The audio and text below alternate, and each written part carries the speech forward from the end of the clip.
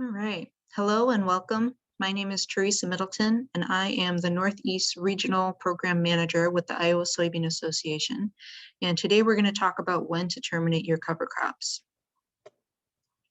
So if you're watching this video, I think it's likely that you've probably already heard about a lot of the benefits of cover crops. So I won't take too long here, but I just want to go over some of the highlights just to emphasize why it is we keep on trying to figure out how to manage cover crops in Iowa. So cover crops can be a great tool for improving your soil health. The primary vehicles by which we do that are by increasing soil organic matter and improving soil structure. And when we improve soil in those ways, we also increase nutrient cycling, we increase soil biological activity as well as biological diversity in the soil. We improve soil aggregation, aeration, and water infiltration into the soil, which is becoming a bigger deal now that we're getting more intense rainfall events as well as longer dry spells. Cover crop is a good solution for both of those scenarios.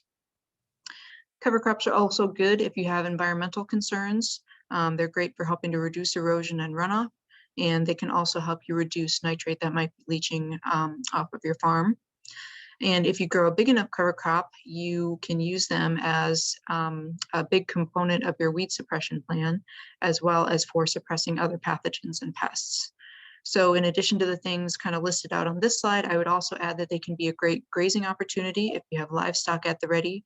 And then just kind of zooming out to the bigger picture, cover crops can really be an important tool for trying to kind of improve the resiliency of your operation. So once you've planted cover crops once or twice and you kind of have the basics down for your operation, a common next step or challenge is to figure out how to plant cover crops early enough or let them grow long enough in order to get a little bit more biomass, or what I'm going to call meaningful biomass. And what I mean by that is enough biomass to really move the needle on whatever your cover crop goals are. So let's say, for example, your goals are to improve your soil health and reduce nitrate leaching from your farm. If your cover crop looks like the leftmost picture when you go to terminate, you probably don't have enough biomass to really achieve those goals. If you're looking like the picture in the middle, I would say that you're well on your way.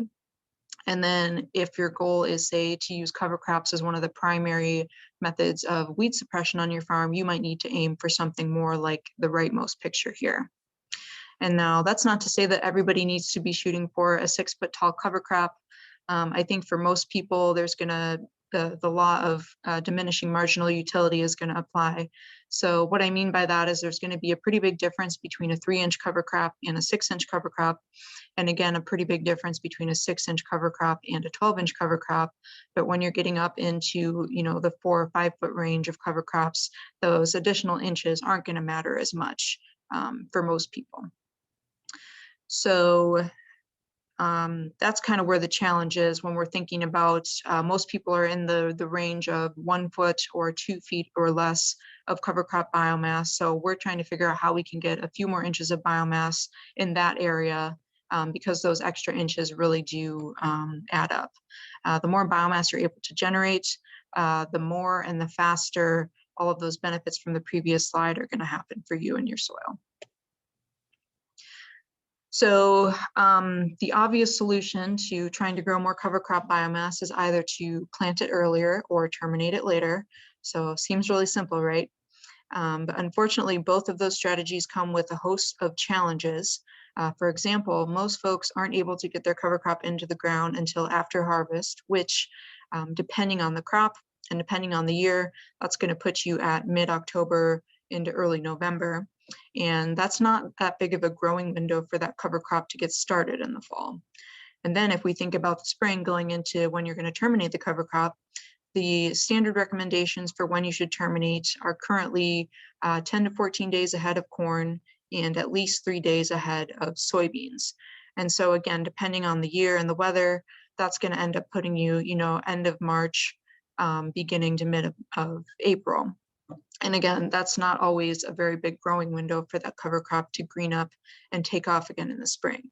So looking at that kind of a situation, our best bet is looking to be pushing termination a little bit later, even if that means terminating after planting.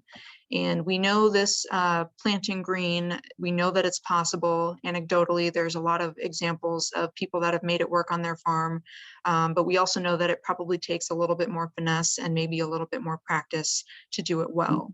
So that's kind of where we're at right now. We want to figure out how can we balance increasing that cover crop biomass without compromising yield.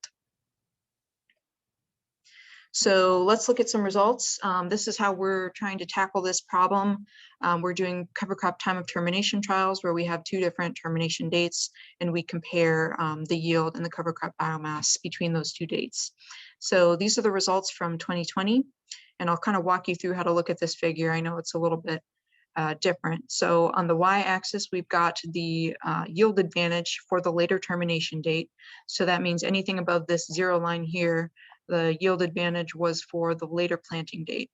And anything below the 0 line means that the earlier planting date had the higher yield. And I've marked out the different dates in these different colors. So earlier termination is in blue, later termination is in red, and the big green dot is planting date. So let's kind of walk through this first trial here. This was a cornfield, and the first termin date happened well before planting on April 1st.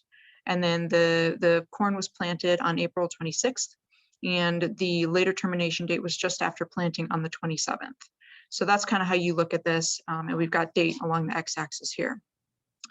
So the first thing I want to point out is there's kind of 2 different groups of trials going on. So we've got these ones up here where the first termination date was before planting by a week to maybe 2.5, 3 weeks, and the later termination date was just after planting.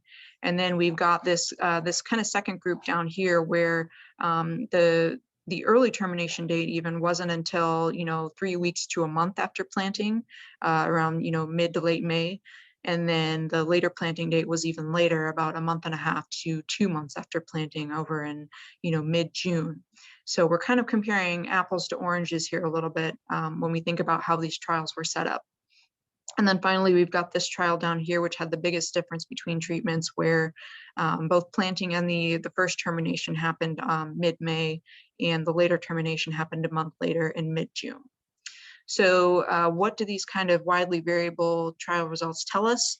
We can make some general observations at least. So it looks like waiting, 1.5 months to 2 months after planting is probably a little bit too much for, a young cash crop to compete with in terms of nutrient and light availability. That just might be too much biomass going on there for most situations. But when we look at these trials, it does look like we can get away with a termination date that's just a little past planting at least. So this year there was actually an advantage for the later termination date, and I think it's likely because we had kind of a drier July and August, and those strips with the greater amount of cover crop biomass were probably able to keep that soil a little bit more moist during that dry period.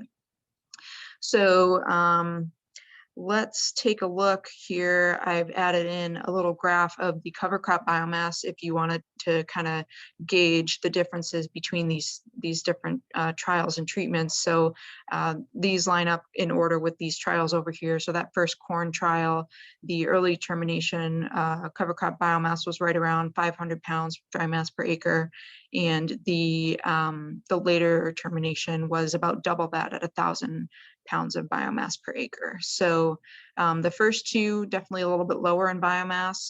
When we get into some of those later termination dates, we really pack it on. With the later termination date for this this trial here had over 2,000 pounds of dry mass per acre. So going forward, we are going to be doing these trials again, and we're going to be kind of interested in this pocket right here of, after planting within maybe a week or 2, can we push the envelope a little bit more and get that extra week of planting? Because we know even a week of extra growth can really lead to, hundreds of pounds of biomass per acre, which is really important for cover crop goal achievement. So another couple of things that I want to mention with regards to when to terminate your cover crops. First, I guess you want to keep your goals in mind. So if your goals, for example, were to meet the EQIP requirements, I think they have a threshold of you have to have at least a 6-inch cover crop to qualify. If that's your cover crop goal, then that might take priority over some of these other considerations. So just kind of keep those in the back of your head. Another thing to consider is biomass. If you were lucky and you got a really strong cover crop growth and it's maybe getting a little bigger than you had thought that it might, that might be an argument for going ahead and terminating a little bit earlier, even if you'd been planning to wait until after planning to terminate. You don't want it to get away from you. And then if you're going into corn, another thing you need to think about is your nitrogen management. You're going to want to front load your nitrogen, so either putting nitrogen on at planting or a little bit before or after. That's really going to help you overcome the nitrogen that's being held by the cover crop early on in the season. Herbicide considerations need to be taken, especially as we get up into those cover crops that are 18 inches or taller. There has been some issues with getting the herbicide down to make good soil contact. So if you're putting on a decent amount of biomass with that cover crop, make sure you keep that in mind. And then finally, the last thing you want to monitor is just the ongoing weather changes.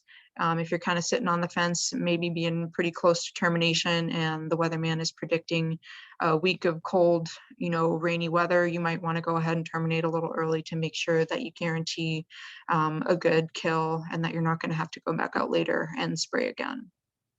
So all of these things do a good job of kind of illustrating that cover crops, unfortunately, aren't something that you can kind of just stick into an existing crop management plan. You really have to kind of think about how all these things fit together and make sure you're making adjustments where necessary in order to have the best chance of success.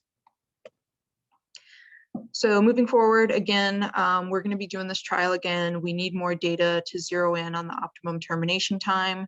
Like I mentioned before, we're kind of interested in that pocket of, from planting to a week or two out to see if we can get more biomass without compromising yield.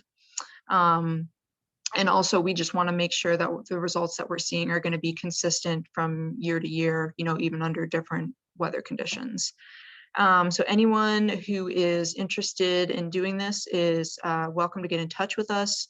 If you've got a field of cover crops and you're able to tell which yield is coming from where, that's really all we need. We would prefer that your termination dates are at least about 1 to 2 weeks apart so that we can get enough difference to really tell what's going on. But besides that, when you terminate, it's totally up to you. I would say this is a really good trial opportunity for fields that are going into soybeans because we know that soybeans are a little bit more forgiving if your cover crop does get away from you a little bit. And then in addition to providing our standard high quality yield analysis between treatments, we will also come out and take some other samples to help kind of characterize other non-yield things that are happening in those treatments. So we'll do penetrometer readings, which are a good way to keep track of your soil structure and the bulk density. We'll do late spring nitrate tests and cover crop biomass, so you know exactly what the biomass differences were between those two treatments. So that's all I have for you today. I really hope you'll consider working with us. I think there's a really good opportunity to get a little bit more out of our cover crop if we can nail down the optimum termination timing. If you're interested in getting more information or if you'd like to participate, please feel free to reach out to myself or the other program managers within the different regions.